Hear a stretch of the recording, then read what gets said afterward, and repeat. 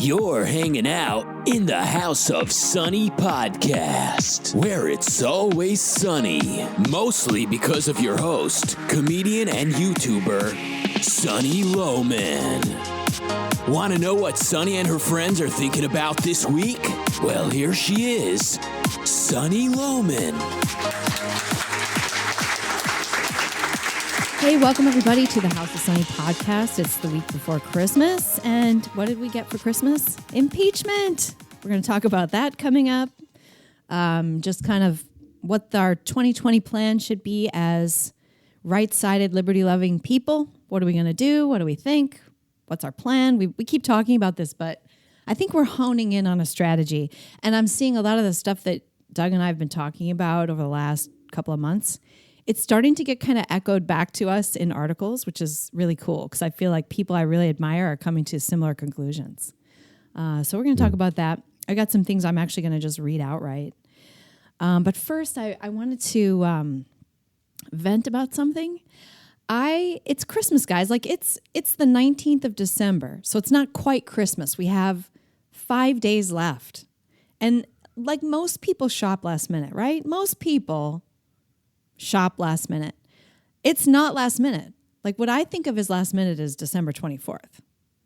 And I used to work in retail when I was like, a kid. I had various cashier jobs. And we didn't run out of ribbon on December 19th. But I was at Target today, no ribbon. No ribbon. Like those stupid plastic bows that are ugly and you just stick on. That's what they have, but no ribbon. And I don't understand that. And I don't know if it's because I live in California and I'm just used to like a Midwestern Christmas, which I think the other problem I'm having is that for days now, Starbucks has stopped serving the Christmas cup. Oh, no. And, that's no big deal. But by choice, or are they out? Well, I thought they were out, but it's... Because McDonald's ran out of large coffee cups. Like all the McDonald's? No, the one I go to. Yeah, I mean, if it was like one day, the one I went to, I'd have no problem. Like, it would be. But I've now been to probably 3 or 4 Starbucks over the last week. And they're all out. They're all serving the regular white with the green, the regular cup. And on top of that, my daughter took a fancy to these little Christmas cake pops that they were making. Christmas themed cake pops. It was actually just a snowman. It wasn't even very Christmas themed, but that's fairly Christmas themed. Those are just not being sold anymore all week. And then they have that cranberry bliss bar stuff that's their Christmas dessert. Those are also gone. So it's like they decided, I don't know, around December 15th that Christmas is done. Huh. Yeah, maybe Scrooge got in there or the Grinch. Is this a nationwide thing? I want anyone listening to let me know. Is this nationwide? Is this California? Because there's a part of me that suspects that it's California. Well, maybe it got back to corporate that they were giving out these Christmas cups and then they had to nix it real quick. You can't do that, right? Because remember this there's guy always been a scandal about the Christmas cups, right? They're too Christmassy. Neil Gorsuch. Did you see the Twitter thing where Neil Gorsuch was on Fox or something promoting his book or whatever, and he said Merry Christmas, and it caused a tweet viral mob storm. Oh, people are so he gross. said Merry Christmas. Yeah, well, maybe Starbucks. I just can't get wound up about a Twitter mob because what is that, 5 people? I mean, I don't care. Yeah, right. So I could see Starbucks having a corporate policy of not celebrating Christmas because they're real lefty, right? Well, yeah, I mean, but they started to, and now they've stopped way before. And that's what I don't understand. Like they did have a Christmas cup. In fact, the Christmas cup has been a controversy every year. And they've had to get increasingly generic and happy holidays-ish. And I think like last year it was just a red cup. Like they couldn't even right. put a reindeer on the cup, or PETA's upset. I don't know. Like it's insane how virtue signaling and reactive Starbucks is. Well, hang on. This is a cup. I want to have a cup half full interpretation. Did you hear this? No. cup half full. Yeah, I get that. But what is your cup half full interpretation? Well, maybe so many people wanted the Christmas cups, they just ran out because people are so excited. Yeah, just a nationwide hysteria. They a loved week it. before Christmas. They know better. They know better how many. Well, they're running cups out of they're ribbon. selling. Maybe they just maybe demand was just large this year. You know, you said that most people last minute shop. I don't agree with that. I mean, it's been like really busy everywhere for a month. So I think people are not waiting to the last minute and they're running out of everything. So maybe that's my take. maybe Starbucks did run out. Starbucks, maybe I'll tweet them and see if they have an answer to why the Christmas cups are gone. But I was going to tell you this year, the Christmas cups, I mean, again, they're just so confused. They don't know what the hell to do. So this year they actually had, I think it was 5 different cups, 5 totally different cups, Christmas cups. All 5 were so butt ugly. Like it just, and something's happening to the world. Things are getting ugly. They should put a cloth over one of the cups, like a hijab. So you have to like lift it to drink it or something, you know? Drink your cup underneath it, peek it out of a hijab. Yeah. The funny thing is like, so I was also in the store. I was in Target today. My daughter's obsessed with Barbies right now. So she's getting a bunch of Barbie stuff. And I was going to get her like some extra clothes to put on her Barbies, just extra clothes. And they sell those in little packets. And I poured through like 25 different packets of clothes and they are all so ugly. And I'm like, what is going on? Nobody would wear this in real life. And then you look at the actual Barbies that they're selling, and I would say 90% of them are these kind of woke Barbies with purple hair and like their gender sort of confused, like you're not sure what gender they are, and their outfits are ugly, and they're obviously LGBTQ Barbies.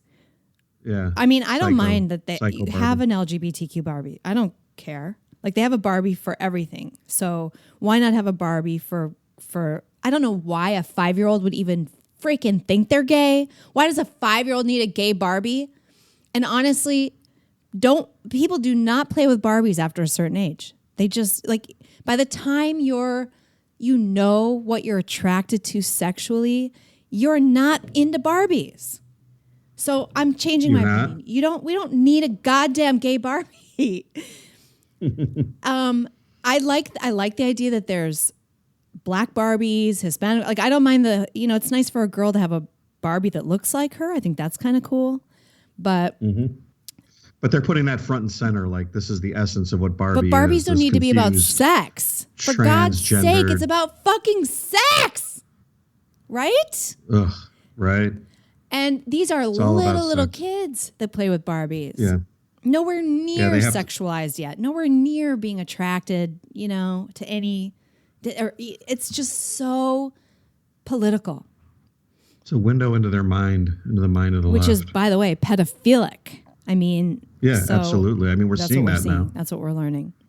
And so there's all these. It's 90% of the Barbies are these weirdo Barbies, and then you got 10% of just kind of the normal ones, which is fine. And then the clothes, though, are butt ugly. Butt ugly. Is that a fashion trend now, though? That's what I'm wondering. Yeah, because I kind of seeing that. Yeah. I don't think women's clothes right now are particularly. It just seems pretty eclectic, the fashion thing. But yeah. I haven't seen any trends that are really great lately. But you would know more about that than I do. This is just my guy spidey sense. Honestly, I couldn't even tell you what the trend is. I'm in such a cave in my life. It's like yoga pants and stuff like that. It's just like athletic wear. It seems like athletic wear is big. Why is that, by the way? Like I like the yoga pants. I mean, I like women. I know why. Like you can kind of see their butts and stuff. It's kind of cool. Totally answer this. Some women are wearing these because it's easy because they all fit. It's because it's comfortable. And we know we can't wear like gray droopy sweatpants to the store. This allows us to look productive and comfortable. How does it productive? Because you like exercising or you look like, there's a... No, I see. I think most of the women that are wearing these are not exercising. No, I understand what you're saying, but there's a purposefulness to that clothing that makes it above a sweatpant.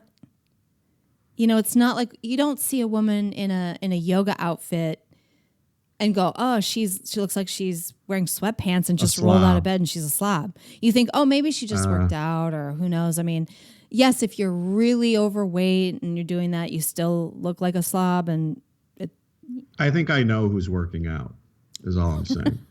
Like women, I'm on to all these women that are. That goes for men too. Like it's pretty obvious. But men aren't wearing the exercise clothes like women are. So. Yeah, I'm not like wearing like a spandex tight fitting thing around my crotch. My favorite are the teens who have the perfect athletic outfit and then like the Kim Kardashian makeup. It's like, they just don't go together, hun. Wear a little dress, do something, to match your makeup.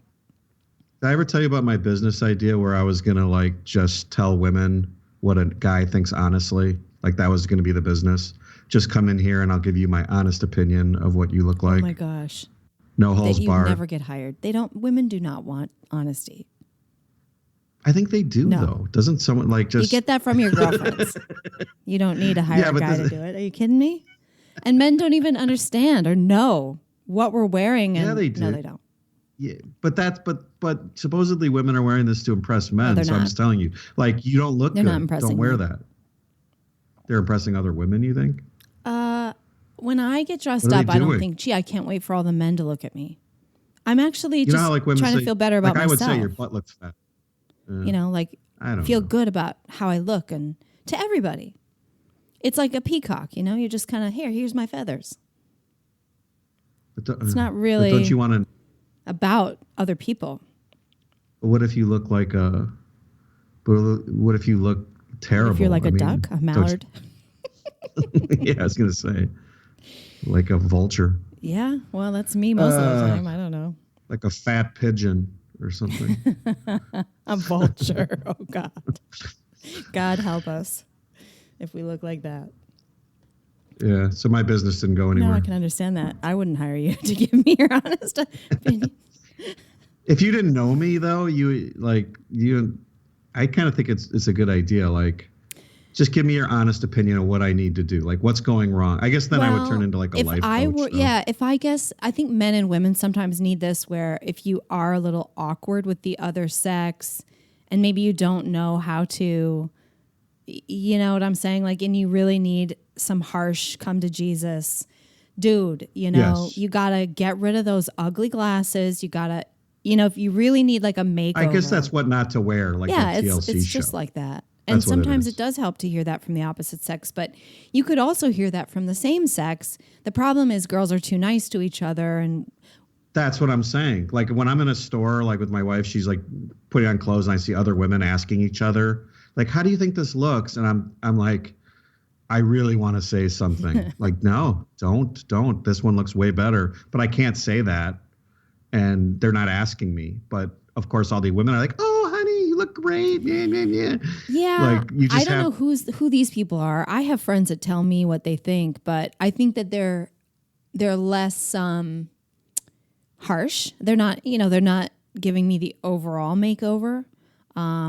But yeah, if you're a girl and you're kind of nerdy or whatever, if you're trying to, what I think some women need to hear, I have this young woman of my acquaintance who is dating this man who I feel is stringing her along and, typical young guy. This is what I'm hearing from all my young female acquaintances and friends is that men of their age don't commit, have no interest in committing. They are very, very marriage and family shy, that just not interested. And the women kind of still are in a way, and or at least the ones that are, they're having a really hard time finding a man who's kind of... Is that new? I think so, yeah, because I don't remember anybody complaining about that when I was young. And so this woman is with this guy who won't commit, which is, I guess, typical, and she's just not holding his feet to the fire. And if I were her, I'd just be like, you've had enough time to consider this. And you've collected enough data. There's no more data you're going to collect. And by the time you collect enough data, you're going to be sick of me. And you got to marry barren before you get sick of me. That's how that works, right? That's right. Because that's inevitable. And then you have to learn how to keep the fire alive, even though you know too much. It's like that's how it works, and it's fine, and we all accept that. But that's how it works. I think if you're with someone long enough, then no one would get married. So don't collect data, because everyone gets sick of everybody. So just get married right away. Get married right away. If you want to get married. If you fall in love and you have those feelings, just do it. And the person seems like on paper reasonable, and they're they don't have a wacky family or something. I would be looking for no wacky family, because actually how their family is often how they'll turn out. Although I can't say that. Oh, I wish I would have known that. Yeah. Well, tell us a little bit more about that. Don't worry, my wife doesn't listen to this, so no, I'm just kidding. You know what it matters is when you your spouse's family is very important. It is, don't discount. because especially even if your spouse, like I feel like both me and Lucia's dad have moved beyond, are better than our families. But Lucia doesn't have, we don't have very good families. Lucia doesn't have a good family network.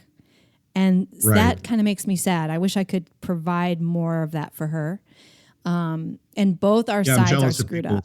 Yeah, right. Like who have, no one really has a great, everyone tells you that they don't have a great family. So I'm kind of getting skeptical that maybe less family's better. Well, I had great grandparents and on my dad's side, and my daughter does not have great grandparents. Like my parents were divorced when I was young, so they're split up. I have a stepmother. It's, it's like all weird, and my mom's a little weird, and so hopefully she's not listening. Love you, Mom.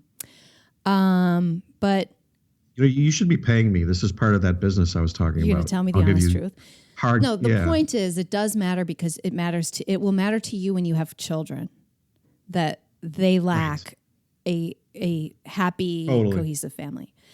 And so, Do you think people turn into their parents, though? I think that happens a lot. Most people aren't very introspective. Like, you don't think, like, you meet a girl when she's 20-something, you're like, she's never going to be like her mom. She will be like her mom. 98%. She will be just like her mom with half her dad thrown in. Like a little bit of dad there. Yeah. Yes. And if her parents are losers, she's going to have a hard time figuring out how to not be a loser. Like, it's just kind of a weird, like, your parents really teach you a lot. And you don't realize it. You don't even realize it. Well, it's also genetic, though, because as you change, for some, all those, whatever that gene is, those genes get activated at different points where you become more and more like your parent. So look at the parent. Anyway, should we talk about impeachment? I wanted to. Impeachmas. That's great. That's what Trump Jr. called it. Oh my God, I love it. Okay. So here's the thing about impeachment. We haven't covered it a lot because even, when it first started, I'm like, well, this is just BS. Like I'm not going to cover the details of this shit show. It's just not real. And broad strokes, that's all that's interesting, because I guess it affects us. But so now they've impeached him. But now what? Doug, you were going to give us a little bit of an update. Like, what, they won't send it to the Senate or something, and we should care why? Yes, there's two steps, because first you impeach, and then they have to send a resolution,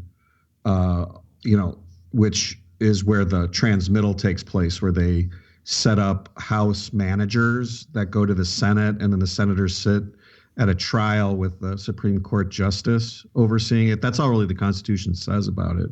And so they really have to pass this extra resolution that sends it and sets up this process. And now she's saying she's not going to send it. Why? And then what? Her reasoning is that because we don't think the Senate's going to do it fairly. We want assurances, as if she has leverage. That's what I'm trying to say. Like, why should the Senate care if they don't send it? Well, right. So because they want to hold it over his head. So they'll be able to say, you've been impeached.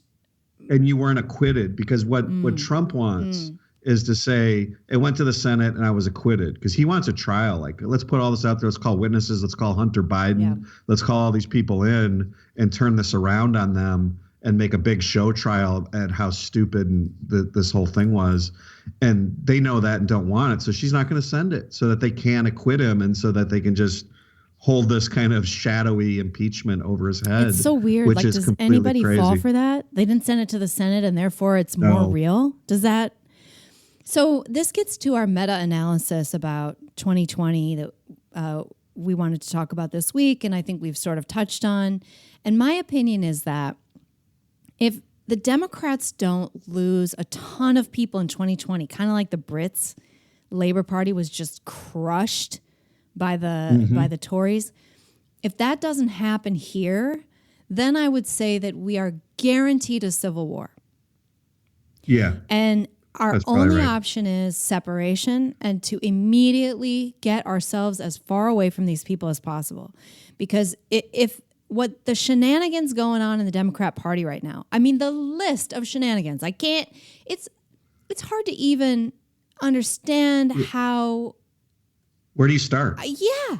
It's hard to know where to start. Everything they do, the Kavanaugh shit, the Russia thing, all the stuff Obama did. I mean, and I have something I want to read for you that someone on my Facebook feed, a friend of mine, wrote something that I just really liked. So I'm going to read that to you in a minute.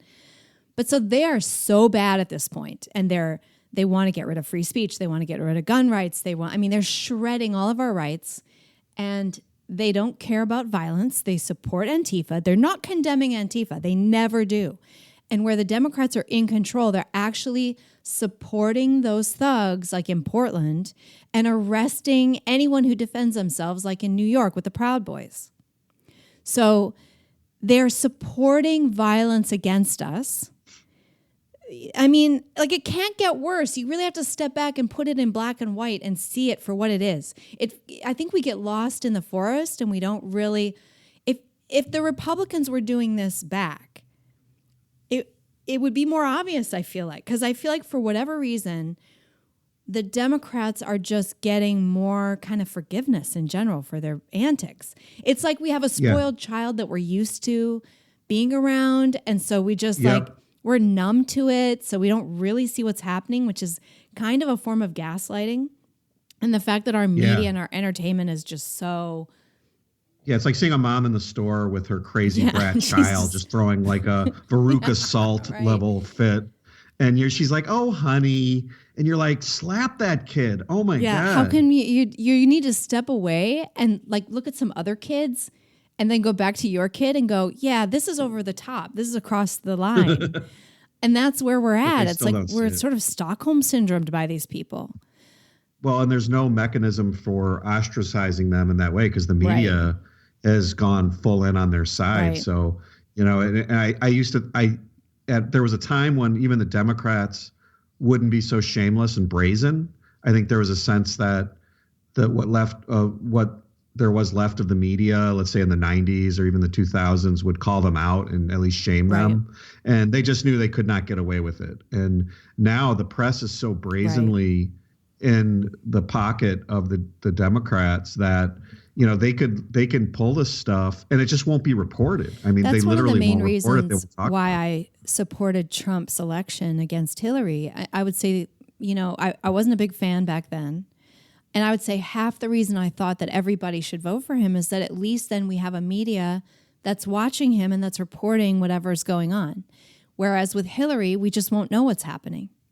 Right. It's like the Mueller thing. I mean, look at how much of a hoax this has been for years and years, and they always prove to be wrong, and they're in a media hysteria over it. I mean, they're just wrong, over and over again. And nothing happens. There's like no repercussions. And like you said, if things don't change in this next election. If we don't see the American people rejecting this is what I'm trying to say. What we need to know is who are our fellow citizens and where are they at post-Trump? And, a lot of people really are 100% in with the DNC. That's their team. They hate Trump. They've got TDS, whatever. They're blinded by... I don't even think they're blinded. I think that they hate us so much. Literally, they hate us and what we stand for. That they're on that side. They're fully on that side psychologically and philosophically. So we need to know how many of those, how many of them there are. Yeah. And I don't think is it 25% a vocal minority, right, or is it 53%? And so like what the UK saw was, oh my gosh, the majority of people really do want democracy. They really do want freedom. They want sovereignty. They want to end to these immigration crazy practices of open immigration. You know, the majority of Brits wanted that. And it was so good to see that happen. Definitely. And we need to see what happens in our own country. We need to see what message the people send in 2020. That's going to be interesting, really interesting. And I think we need to prepare for the worst case scenario, that we find out that like every other election, and this may be true because we're seeing it over and over, that half of this country is on that side. They're socialists. They want to. They're revolutionaries. Which means they want to totally change America from a constitutional democratic republic to their thing, which is authoritative, and we're really mostly there as it is. I don't know, or I think the image of their party should be that guy shitting in the grocery aisle in San Francisco. That should be the image of really their party. Is. I've been reading this series of books by Kurt Schlichter, who's that town hall columnist. Awesome. He's on Fox. So he wrote some books kind of like post blue-red separation, where there's two countries in the United States, and it's the main character is like, you know, an army guy who's super tough and does these special intelligence missions by going back into the collapsed, you know, shitty communist blue side and doing various missions. And those are really interesting. I recommend those books. The first couple are not the greatest novels, but I read them anyway and enjoyed them. And now I think his last one was called Wildfire, and that was actually really good. And this one's called Collapse, and I'm enjoying it so far, halfway through. So let me read this post that I saw on Facebook by this friend of mine. He says, Obama literally wiretapped and spied on Trump when he was a Republican candidate for president, using the FBI to fake evidence to defraud a FISA court. The things Obama did were so completely insanely out of the ballpark. This question about Trump is only for purists who believe in punishing wrongdoing no matter what it's compared to. And even then, there's nothing at all to condemn. But it's so richly deserved at this point. Obama should be investigated and imprisoned for what he did. The Democrat Party should be ground into absolute dust. What these bastards have done is a total betrayal of the office of Congress, the processes of our system, and the whole principle of peaceful transfer of power. If Trump literally went full bugaloo on their asses, I'd support it. They deserve anything and everything they get. That's right. Yep. And that, you know, the thing is you don't win a war by sticking to your processes and your, like, these people who have this dream that these processes will save us, we have to be civil and we have to stick to our rule of law and everything. It's like, there's good guys and bad guys here. And the bad guys actually want to silence or kill you. It's that, I mean, that's not crazy, right, Doug? No, it's not crazy. I mean, I think to the extent that the battle is going on within a process, I think you can stick with it. But at a point at which the people that are guarding that process, you know, the courts, the Department of Justice, the FBI, the people that you trust at some level to not be corrupt, when they go off the grid, which they are, go rogue, there's no process left that you can trust. And so there's really no remediation to be gained through the process now. And I think we're starting to see, we're definitely seeing that writ large now. I mean, it's becoming obvious.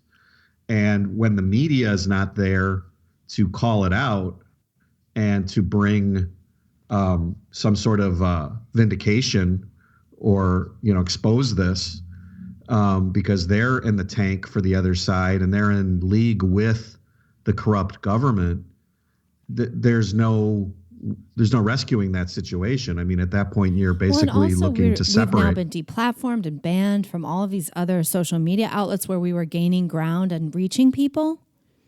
And now, like take somebody like Alex Jones, who's doing fringe conspiracy theory research to get, I mean, that's a valuable service, even if half of what he looks into is BS, it's a valuable service because the other half gets looked into.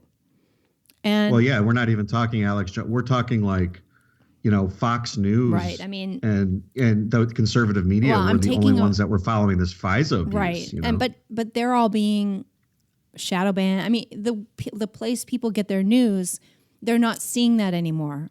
Like I have to work really hard to get the news now. So I know an average person isn't seeing this stuff. Anyway, I wanted to share too another piece of writing. This is by Angelo Codavia, who I think is one of our better intellectuals regarding the country and where it's at. And he has a new article in American Greatness called A Deplorable Strategy Beyond 2020. And subheading, in 2016 and since, we have learned that our ruling class has amassed the power and developed the taste to revel in making us miserable. We have also learned that to avoid this, we must undo or separate ourselves from them, their structures and priorities. So he's kind of been blackpilled, which I feel like I'm there too, depending on what happens in 2020. So I'm just going to read a little bit of this article because it's so good, but go seek it out. Regardless of who wins in 2020, the mega issue that drove the 2016 elections will grip the country more intensely than ever. From President Obama on down, the political, educational, media, corporate establishment had long since taken for granted that placing the opinions, interests, tastes, and the rights of the rest of America on the same plane as their own amounts to false equality. They had come to regard us as lower beings. No matter whether they attributed our purported inferiority to our alleged racism, sexism, etc., or just plain stupidity, they negated the possibility of common citizenship with us. Like, let's just remember that they are doing this, okay? This isn't us doing this.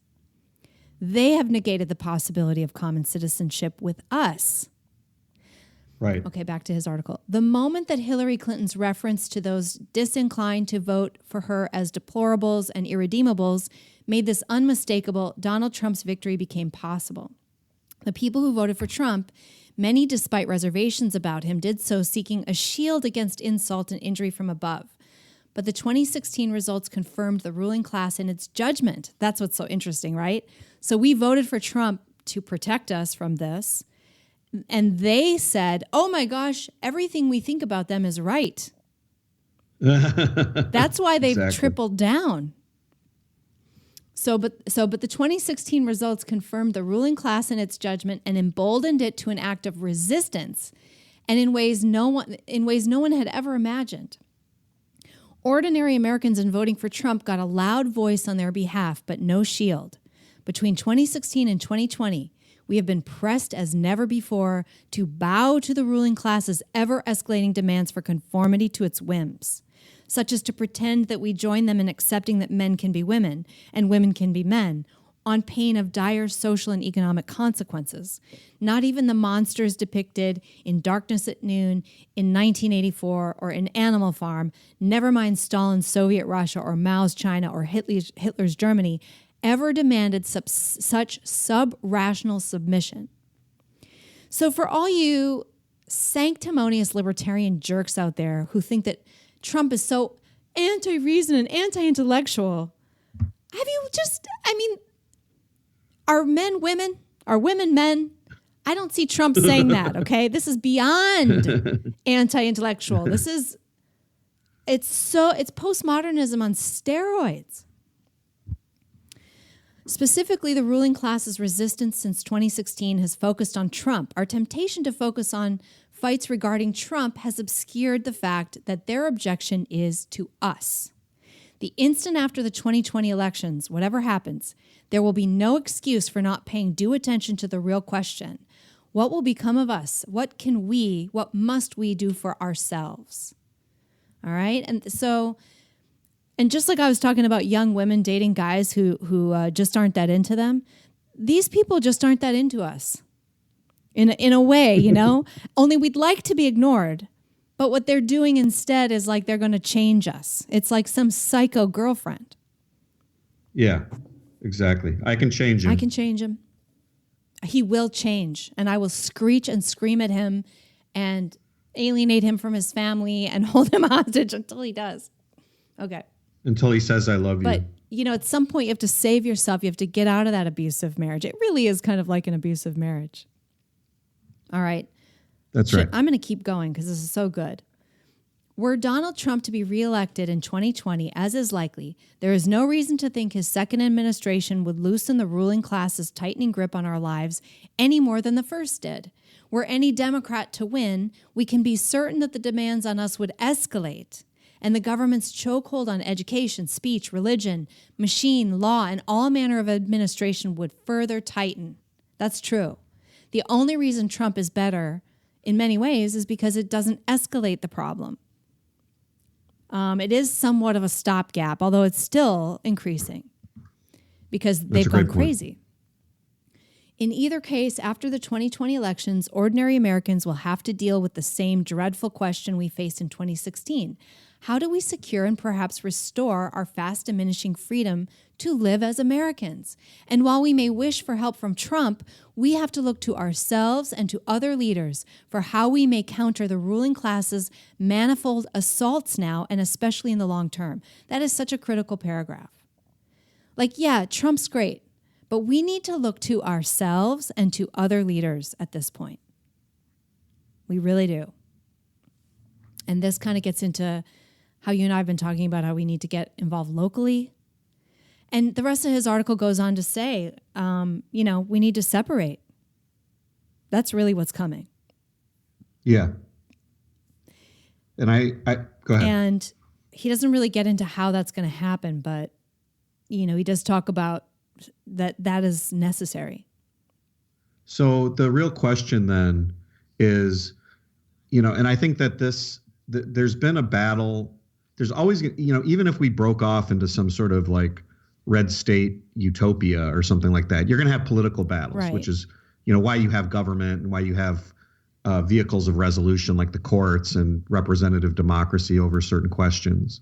And so, no one's saying like, we don't want to disagree. In fact, from the founding of the country, there's been two parties really.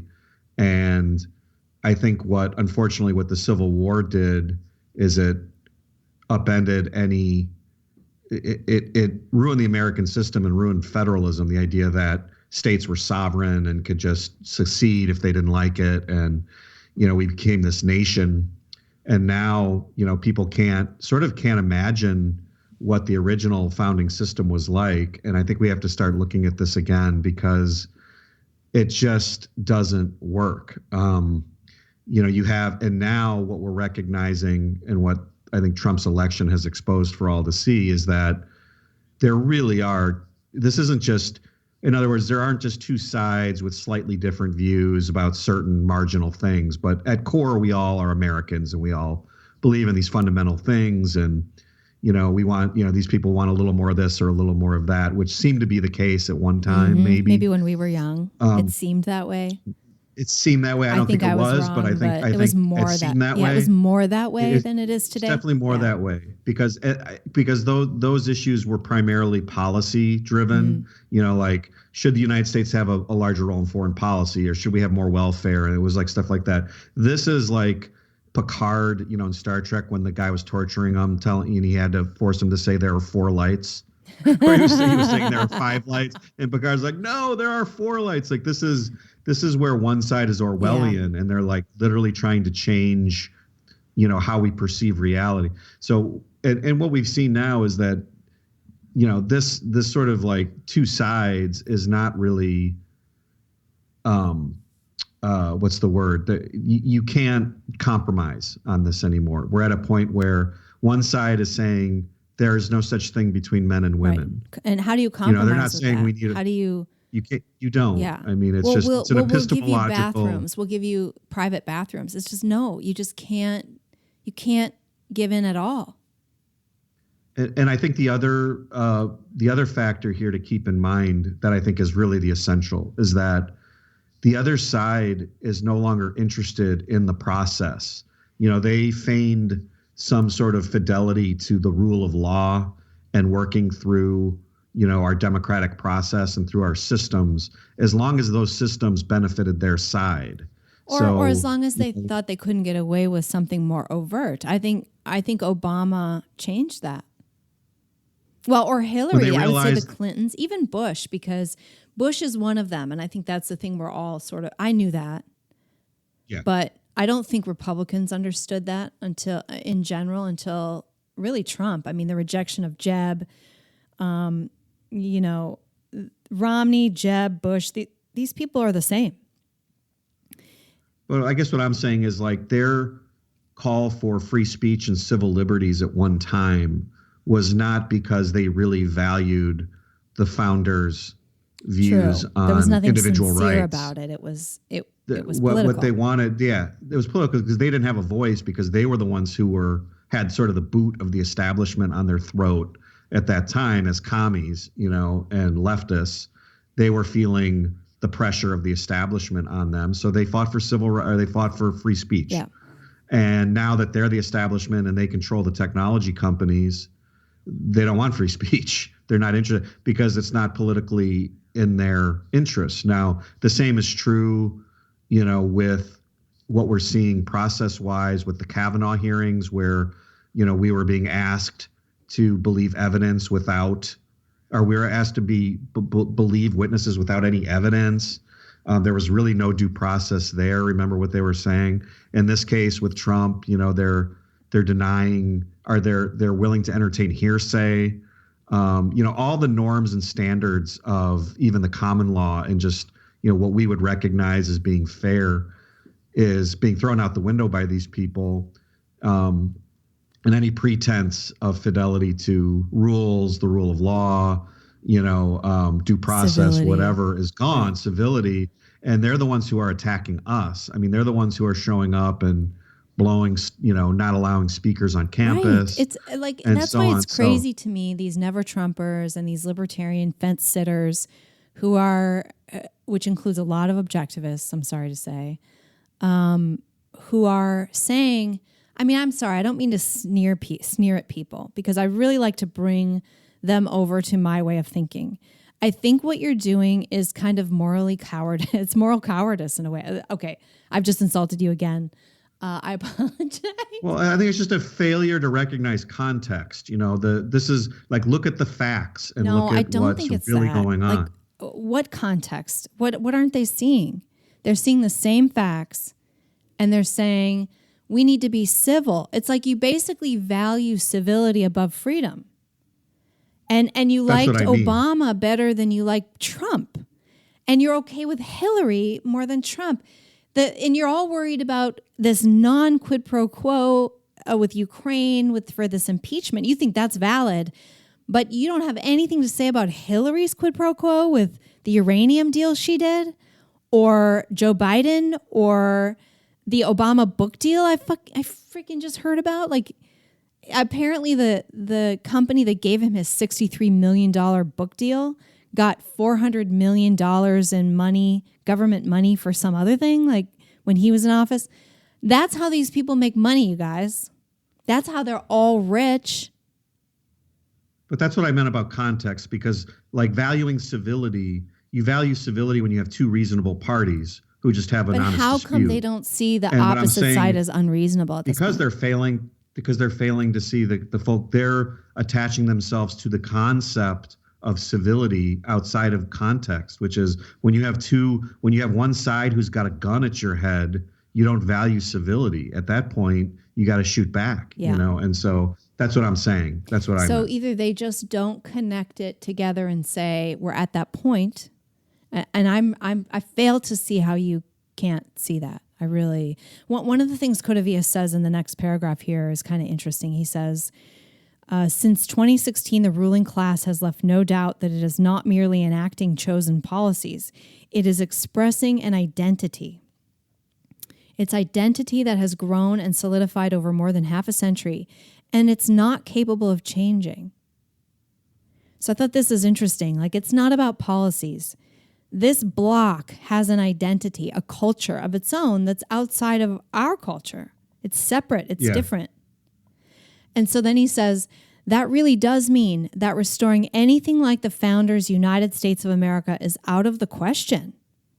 Constitutional conservatism on behalf of a country, a large part of which is absorbed in revolutionary identity, that rejects the dictionary definition of words, that rejects common citizenship, is impossible. Yep. Excellent. That's exactly right. Yeah. There's no, I mean, you like, you know, you can't compromise with this level of insanity. You just can't. Like you said, they don't agree on dictionary definitions of words. I mean, they don't believe in biology. They don't believe in individual rights. Any of them. Like, tell me a Bill of Rights right that they support at all. They don't even support equality under the law. They don't even support the amendments that were supposed to protect minorities because they actually are racist.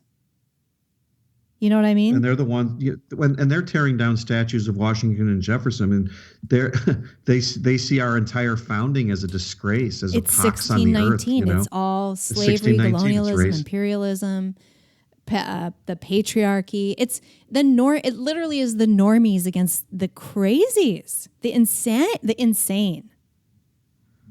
And they're not interested in, you know, in reading Haidt's book, Coddling the American Mind. They're talking through some of the cases of these kids taking over the universities. Mm-hmm. And we all know this, but it was interesting to go through some of the details. These kids were not saying, we want to talk. When they stormed they stormed the administration buildings, and they were kind of holding these people in a sense hostage, right? You know, at Evergreen and elsewhere. And the professors or the administrator, the president or the dean would say, hey, let's talk about this. Let's, you know, tell me your concern. They would literally say, we're not here to debate. We're not here to talk and have a dialogue. Right. Like, the fact that you're allowing this, or whatever their beef was, a speaker or a professor, is an instance of you doing violence to us. And so the mere fact of your existence and the fact that you have a job here is a threat to us. And so we're not here to talk. We're here for your job. We're here to get you. And, you know, how many steps are we from those people being the Red Guards and just shooting people and dumping them in mass graves? I mean, that's the ideology. That's the fundamental ideology where you're dehumanizing someone to the point where, and you can't reason with them, where they're going to shoot. They're going to start to kill people. And it is not crazy to say that. It's not crazy to say that, because we've actually seen it happen in many, many countries over the past century. We've seen exactly that. And this is the same philosophy, the same psychology, the same mentality here. And the question is, how big is it? And I don't think we're going to know that until next year. But if we don't see a massive landslide for Trump, then I think we can conclude that it's time to figure out how to get the hell away from these people and protect ourselves. And what Codavia is even saying, though, and I guess, okay, so let's break this down a little bit, because Codavia was saying even if Trump wins, it's like still not enough. It's not enough. Like, we need more local. We need more leaders. We need to. We really need, because and the reason he says that is that they have an identity. But the problem I'm having with that is that assumes it's half the country.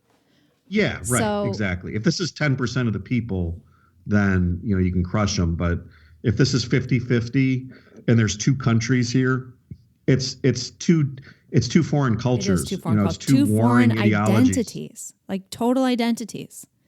So we do have to separate. If it's 50-50, we have to leave.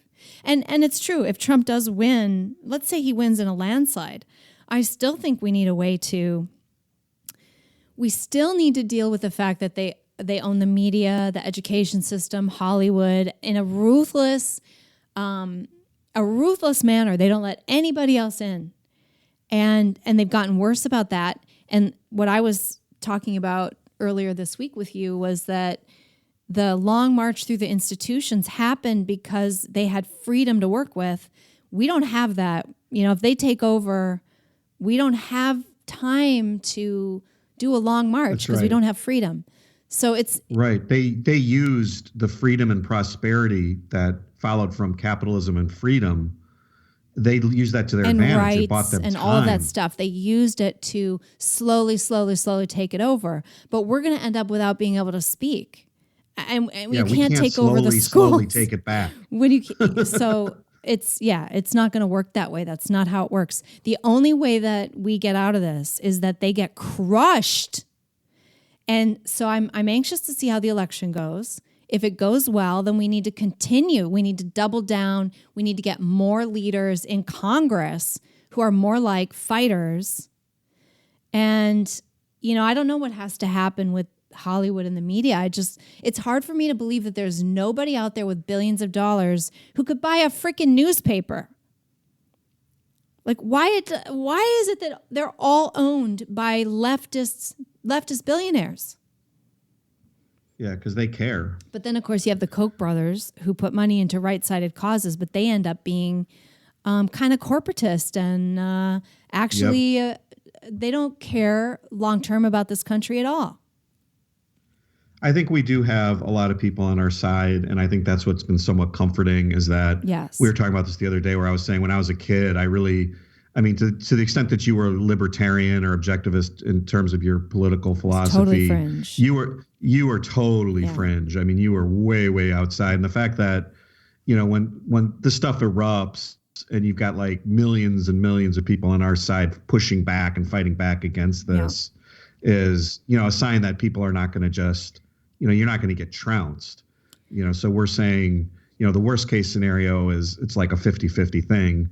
And, and in any case, I really don't, I think in the long run, I don't think having a national government this is not what the founders intended, and it's not the right system. If you believe in individualism, you need local control. You need smaller it's more states. Representative that way. It's because you get closer to your representatives, and the government should mirror and reflect the culture of the area. And so, there's no reason why we should be dominated by a federal government in Washington, D.C., telling people in Alaska and Florida and California and Montana what to do. It's absolute. And this system is so corrupt and it's so large and so out of control that, Trump is a stopgap. And I think he's a symbol in a sense of just like the finger being, like an outsider, but he's not really doing anything. No. And I don't know that anyone. I don't know that he could. That's the thing. I feel like just being able to withstand the president pressure. Can't do anything. Just being able to even the things that he supposedly can do, they're stymieing everything. And rather than just bulldozing over them, he's playing by the rule of law. He's waiting for the courts or whatever else. And, I would be okay if he said, I'm going to ignore any federal injunctions of my federal court, regional court injunctions of my executive orders. Fuck off. Sue me. I'm going to implement the travel ban, whether you like it or not. Ninth Circuit Court of California. I don't know. So I actually think that just by withstanding the pressure of the trial and the investigation into his family and colleagues and anybody who, honestly, the other problem that you have is who would dare associate themselves with Trump, because you're going to get investigated. You're maybe going to get indicted. You're maybe, you know what I'm saying? Yeah. Well, it's a soft assassination is what it is. I mean, I think it would be like if they assassinated him, this is better for them than assassinating him, because he's not a martyr. You're marginalizing him. He's not a martyr, because if you kill him, which is what they probably would have done and what they did do to Kennedy, if you kill someone, then he becomes a martyr, and then there's people really turn on the other side. And now what they're doing is they're trying to discredit, undermine, paint him as a marginal or even they tie him up in so many knots that he can't get anything done, and then his own base is like Ann Coulter. Oh, he hasn't built the wall yet. I'm so annoyed. He signed the omnibus bill. Blah blah blah blah blah. People start to turn on him. So, I think the fact that he's just still standing and still mouthing off to them is that letter he wrote. That's the other thing that happened this week. He wrote a reply letter to Pelosi Yeah, it was great. Everybody, he didn't write it, obviously, but whoever wrote it was awesome. Everybody, probably Stephen Miller. He's an incredible writer. I think the letter was great, except for the few paragraphs where he gets into like how great his presidency has been. I just don't think that was necessary because even if he sucked, this isn't fair. Yeah. So I felt like it distracted from the, and he doesn't suck, but I felt like it distracted from the letter itself and the point of the letter, which was how unjust this all is and what a travesty and how don't give me your solemnity. Nobody believes that shit. Oh, I mean, it was so great. Go read it if you just want to cheer. The other thing to check out, as you mentioned to me before we started recording, there are increasing numbers of videos of people harassing Schiff. Yeah, and that's great. Going to his town hall or whatever and harassing him there. Now a guy confronted him at Starbucks and read him his Miranda rights. It was in the Capitol building. In the Capitol building coffee shop or something like that. They Mirandized him. Yeah, if you just want to like feel good, I want to see more of this. Listen, you guys, civility should be over with people like this. Look at what Schiff brought a fake transcript and manipulated people within the White House to rat out and to, I don't know, leak and spy on the president for them, and for the DNC. These people are evil. They spied on the campaign. They've done all of this stuff. And I see this kind of thing happen, and I see Republicans go, oh, this is mean. We shouldn't be doing this. It lowers us. No, you guys, like that time has passed. So anyway, most of my listeners, I think, are on board with that. But those are fun to watch. Go Google that. Those are feel-good videos of the week, I'd say. And the letter's good. What else? Well, I also wanted to just say that I think the biggest issue of the second term of Trump, and I think the Democrats, Ginsburg is going to die. Is that her name? Yeah. Ruth Bader. Ginsburg. Yeah. She's going to die. Mm-hmm. And she might die like before. Yeah. And Clarence Thomas wants to retire. So you could get a younger Clarence Thomas on there. So they see like a 6-3, 7-2, they're going to be routed in the Supreme Court. And I think that's where we're going to have a constitutional and like civil war. Is there's going to be a point at which if the conservatives keep getting ground in the courts where they're just going to stop, and they're already doing this. I mean, they're pursuing nullification. They're already with the sanctuary cities. Yeah. They're not enforcing federal law in these states, and they're already thumbing their nose at Trump. And I think you've said, and I think you said in the last podcast, let's push California. Oh yeah, that's my brilliant strategy. Seceding. It would be so easy. Because that is the strategy. He could do that in 3 months. All he'd have to do is enforce marijuana laws or immigration laws or like anything. He could arrest people who aid and abet, who are doing the sanctuary stuff. That's completely illegal. He could just go in and arrest the freaking politicians and say, we indict you and we declare it illegal what you're doing. And California would lose its mind. Would just say, we're done. Yeah, we're out. Gone. We're not going to do it. We're not going to obey. And Trump could go, okay. Don't let the door hit you in the ass. Exactly. That's my strategy. With California gone, the majority of the problem is out. And he just opened up millions of acres to drilling. I thought that was part of your strategy. Yeah, I saw maybe that. He's listening to you. Somebody either someone's listening to this. Maybe Stephen Miller is listening, and he's got the president's ear. Once California's gone, I don't think we'd have as big of a problem. No, we wouldn't. It's 40 million people, and they're almost all blue. I mean, that doesn't even count the probably 10 million illegals in this state. So 10, and they're voting. They're voting because they now have registered to vote because they get driver's licenses. So what a mess. All right. That's the end of our show today. So, but check out that article by Coddling and have a great holiday, everybody. I hate to end on this I'm actually kind of energized by this myself. I feel like, okay, if it's over, then we can just stop yelling. And I don't want to fight these people anymore. Why are we have to fight? I'm so weary. And everything is so political. Let's think about our values and how do we enhance that and support that locally. Buy a gun for Christmas and join up with one of these NRA clubs or 3%er clubs and go shooting on a regular basis and start. I personally want to make some friends who are in the like protection, prepper world where I go shoot guns with them at their freaking cabin. And, you know, in case things get really bad here in California, which they will. And I actually think what's going to drive me out ultimately is I was talking to a doctor yesterday and, you know, they've forced vaccines on kids here. And he thinks that the next step is that they're going to try to create a measles outbreak in the country. And because here's the problem, just quickly on measles, all of us adults are not vaccinated for measles. I don't think you realize that. Like, you need boosters. And so the majority of Americans are actually not vaccinated. We're at risk of getting the measles. It's not, it's the children that are protected because they got the vaccine. So if an outbreak really did happen and spread, it could be a big one. Now, the good news is it's really just like the flu, so it's not as dire and dangerous as they're always telling you that it is. The problem is it's harder on adults. When kids get it, it's very easy. When you get it, you have lifetime immunity. The vaccine doesn't give you lifetime immunity. So the fact that we've been vaccinating now for 2 generations mean we have all these adults walking around not immune to measles, okay? And so an epidemic could really happen and we could have a big outbreak. And they're going to use that as an excuse to force vaccination on adults. And then gain the power of kind of drugging people. Forced drugs.